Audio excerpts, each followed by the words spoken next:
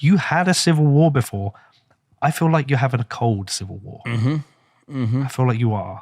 Yeah, I mean, I don't disagree with you. I'm often very careful about using that word just because I think war is one of these things that speaks itself into existence. Well, that's why I say cold civil war. Yeah, and I appreciate that and respect it, and I'm not faulting you for it. I'm just telling you that I agree with you, even though I'm very careful not to use that word because it's like the Heisenberg principle a little bit here.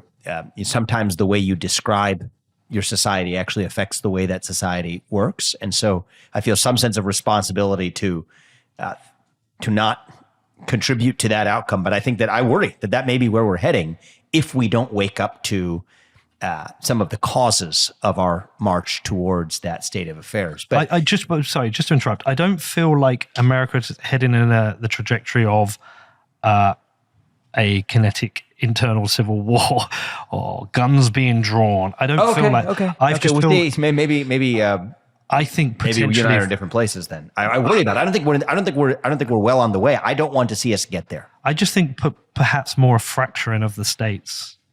I think that could potentially happen, whether it's the blue states up in the northwest or it's Texas. I worry that it's not even that, because even if you take like a state like California, right? There's almost like two states within California. I mean, there's the far coast, and then you just drive like an hour and a half or two inland, and then there's the inner strip that like borders Nevada all the way down. Those are two different states. For most people who travel to California don't go to the latter. I recommend people do. It's beautiful. Doesn't have a beach line, but it's beautiful. There's a lot of cultural diversity there, but it's very different than the corridor of taking Route 1 from San Francisco all the way down to LA. It's two states within that state. So whether or not it's the states, I think the bad version of this is going something in the direction of Ireland, right? Where there's not some clean geographic split or like there was in 1860 between the North and the South, but there's a version of the North and the South that exist within every state, maybe even within every city or many cities or many Did you say Ireland? Counties. What's that? Ireland. Yeah. So I'm half Irish. My dad lives in Ireland. Right. So I'm talking about, I mean, I don't want to see us go in this direction at all, but where you have two nations that are not at all geographically separated, like not even north versus south, but not even separated by state boundaries, but two nations that exist within close geographic quarters spread over the coast to coast of the United States. I'm an optimist, actually, at my core. I don't think that's where we're going, but I think that that's where we will be going in absence of first identifying the underlying problems with a level of clarity that goes beyond the low resolution filter of partisan politics. But second, without recreating or reviving that shared national identity that bound us together. I mean, what if you ask an average person my age right now, one of my peers, probably people of any age, what does it mean to be American in the year 2023? How old are you? I don't think you get a good answer to that question. I'm 37 years old. Okay. I'm a millennial, right? Yeah. So yes, most millennials, what does it mean to be American in the year 2023? I think you mostly get silence. Right? We don't have a good answer to that question. It's a vacuum. It's a black hole. Well, what would the historic answer to that question be? The ideals that set this nation in motion. I believe that I am a free, autonomous individual who's free to achieve anything I ever want in this country with my own hard work and commitment and dedication, regardless of the color of my skin, regardless of my gender, that I can do that and that I'm free to speak my mind at every step of the way. That's what it means to be American. For example, and I think you can give other versions of that answer, it means pursuing excellence unapologetically. It means that I am a participant in determining who leads our country, that they report to me rather than the other way around. These are the ideas that set into motion this experiment 250 years ago that we call America. That's what it means to be American. I don't think my peers, I don't think our fellow citizens, even people who are older and younger than me today, both can say those things with conviction. And I think if we're able to revive that, our path to avoiding this cold and possibly hot civil war over a next couple of decades depends on whether we can fill that void of national identity with something that binds us together across these otherwise seemingly irresolvable divides of partisan and identity politics. But I think people in Texas would say they're kind of identity is what you've just said, I think they still would believe that. But I'm not sure if they'd say it as an American or a Texan. I think that's perhaps one of the issues, is this kind of like this divide that's built up between the left and the right. But the reason I find what you're saying so interesting is I go back to this example of the nurses. These nurses who are complaining that, you know, they need a pay rise and the hours they're working, etc. They're campaigning together for the thing that's going to be the most impactful on their life. And they could be from any part of the political spectrum, but that is the thing that's most important to them, and they're working together. And that's why I think what you're saying is super interesting. And that's why I brought up the point, like, is the left-right a distraction from this? And then I think, well, the biggest problem you have here is the beneficiaries of this managerial class are the people who get to maintain it. You mentioned the truckers. That was your worker class. They were, the whole protest was ended by the managerial class by a couple of ways: controlling the financial system and controlling the media. So they had the tools. They had the tools to close down the revolution. Yeah, I just want to correct me if anything. No, I don't correct you. It makes me want to supplement what you're saying, because it would be easy for someone who's listening to this to just sort of now forget the conservative side of me, to sort of say that this is just a repetition of Marxist tropes, right? The proletariat, versus the bourgeoisie. And I don't believe that my definition of being a managerial class versus an everyday citizen particularly tracks onto wealth. Right? That was the Marxist trope, right? Was the idea that dollars, green pieces of paper, are effectively what determine which class you in or are not in. I think my definition of managerialism includes people who are relatively speaking wealthy and relatively speaking non-wealthy in both compartments. I think it refers instead to maybe a different hierarchy of cultural class. Okay, I think Donald Trump was supposedly a billionaire, probably is, but is not a member of the cultural elite. Is a member, is very much a representative, at least aimed to be, I think, of the everyday citizen. I think at the flip side, you may have really aimed. I mean, we can go there, but I'm making a slightly different point, right? And on the flip side, you could. I'm trying to break the dichotomy that this has anything to do with wealth. Is the point I'm trying to make. Well, on the flip side, you could have somebody who's a, I don't know, manager of a studio in like Brooklyn, and I don't know, I'm trying to pick which would be the most typical neighborhood here in Bushwick or whatever. But could it even just be a manager of a McDonald's? Yeah, could be, exactly. That doesn't make isn't particularly wealthy, but is a member of the managerial class. Anyway, I think many associate deans at state universities probably fit this description too, not particularly wealthy or among the highest paid Americans, but are still a member of that managerial class. So for me, it would be easy to mistake as the struggle between the workers and the hardworking people and the billionaire class. That's not how I actually see it. I see the three categories really: creators, the managerial class, and the everyday citizen, in all of the economic strata, all skin colors. It's not a black or white thing. It's not a gay or straight thing.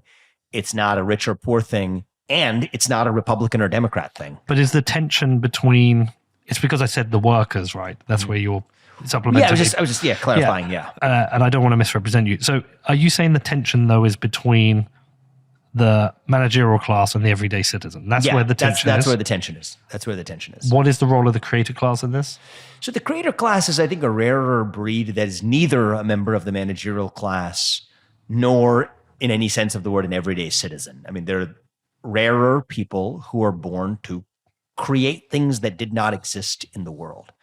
What is the role of the creator class, I think, can vary over the course of different periods in history. Right now, I think the right call to action for the creator class is to deliver the tools to the everyday citizen to unshackle themselves from the chokehold of the managerial bureaucracy and Like the technocrats. Bitcoin.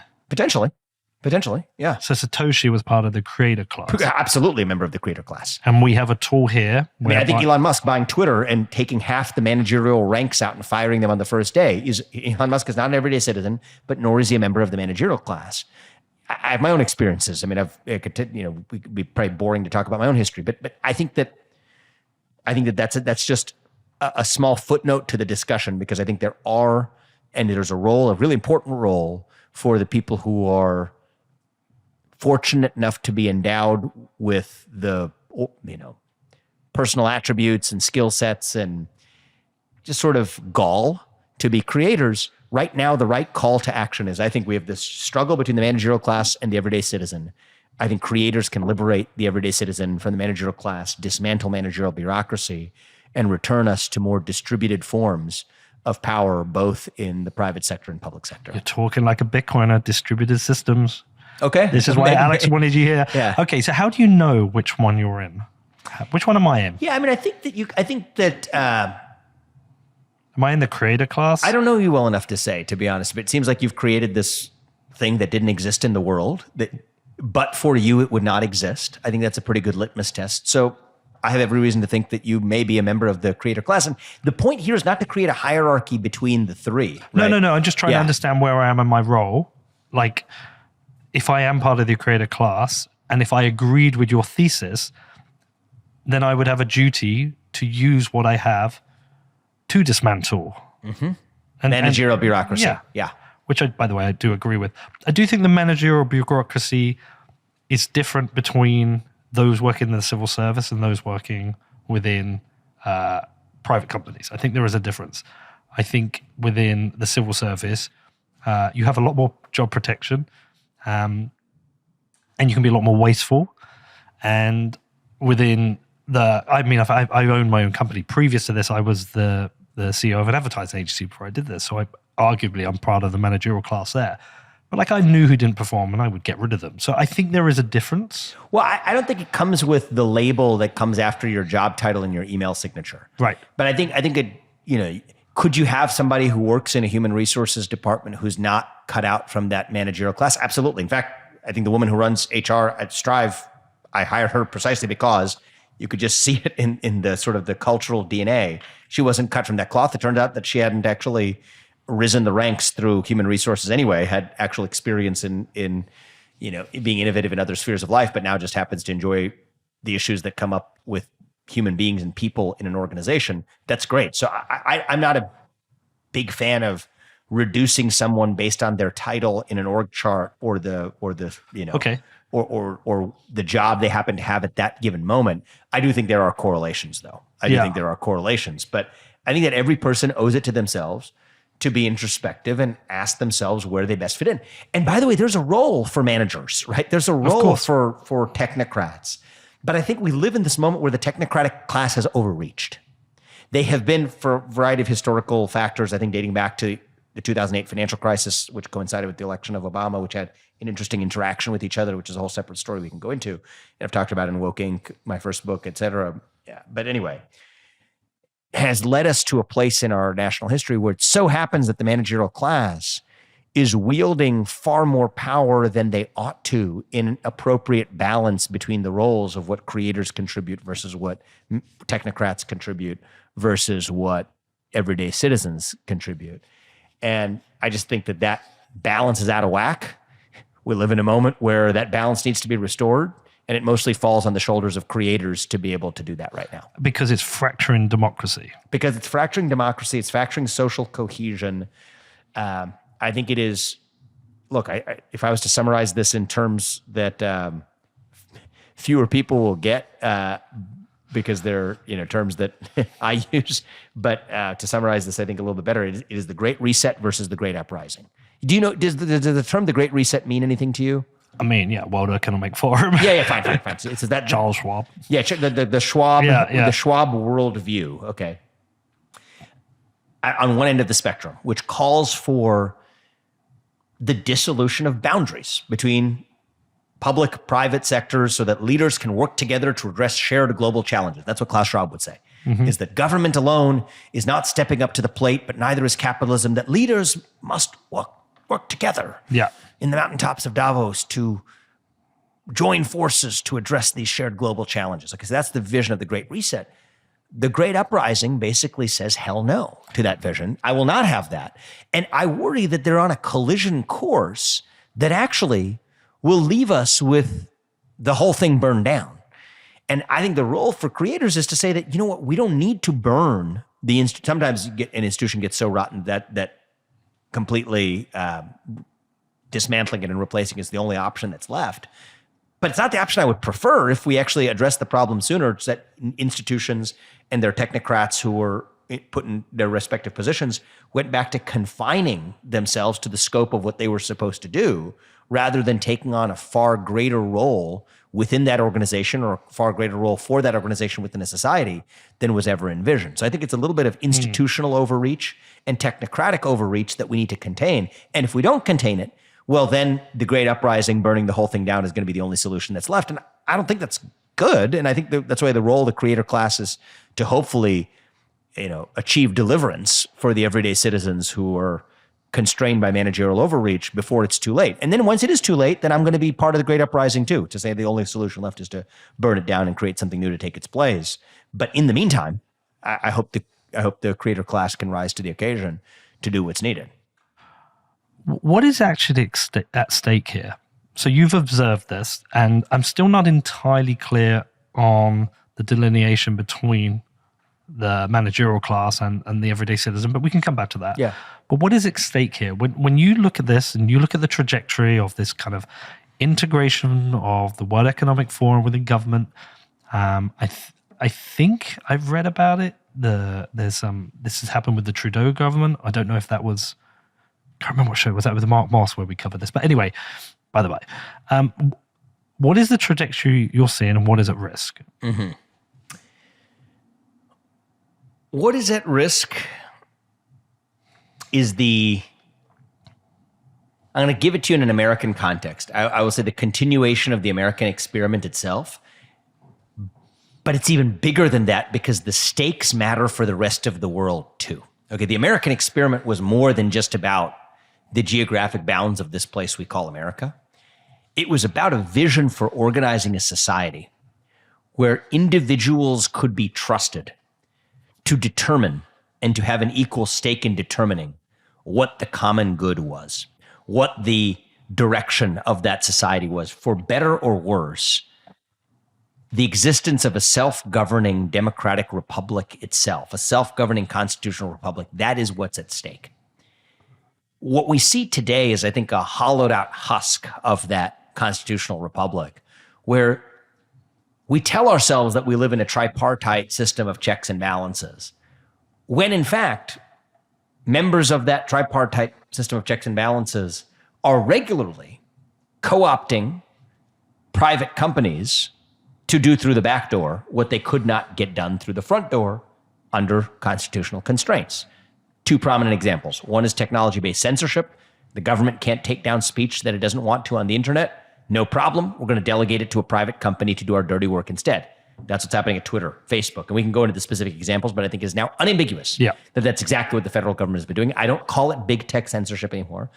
I call it what I believe it is, government tech censorship. And was that happening historically under Trump's government, or was this purely a Biden administration thing? I think that this is, it's like a hockey stick curve in the last 3 years. Okay, I think a lot of this started during COVID at the level of the states and took off dramatically with the Biden administration taking office. But was it happening under Trump's government? I think it wasn't happening, maybe not because he didn't want it to happen, but because the private sector leaders who happened to have been in charge were not as amenable to doing it anyway. Right? Yeah. He convened a group of CEOs at the White House, and what did they do? They disbanded, right? Because they were able to signal virtue at a time when that was culturally popular and the cool thing to do. So whether or not Trump did it because of lack of intention or lack of effectiveness is a separate debate to be had. But I think the fact of the matter, the effectiveness of this actually working took off astronomically under President Biden. Okay. It actually took off under President Obama, took a break under President Biden, then took off under President Biden again. So you mean a break under Trump? A break under Trump, yeah. I mean, just to give you one example, right? So after the 2008 financial crisis, and I write about this extensively in Woke Inc., but there's an interesting thing that happened in the Obama administration, which was there was the Tea Party that took control of Congress in 2010, and Obama wanted to actually pass a budget that included federal government money being used to donate money to nonprofits, right?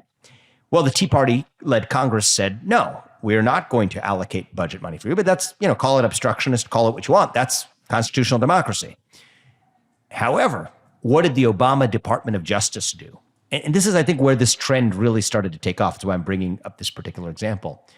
The Obama Department of Justice had negotiated big-time settlements with like Bank of America, JP Morgan, a bunch of these financial institutions that had committed bad acts in the lead up to the 2008 financial crisis. So, $7 billion, $10 billion, $13 billion.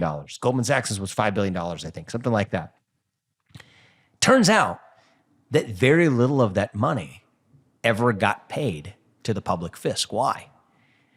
Because the Obama Department of Justice reached agreements behind closed doors with those banks to say that for every dollar those banks would give to the nonprofit causes that the Obama administration wanted to fund, but that Congress refused to fund, organizations like the National Urban League or La Raza or a bunch of others, that if the banks made a $1 donation to one of those organizations, that could offset $2 or $3 for money that they didn't have to pay in criminal penalties in the settlements that they had reached with the DOJ.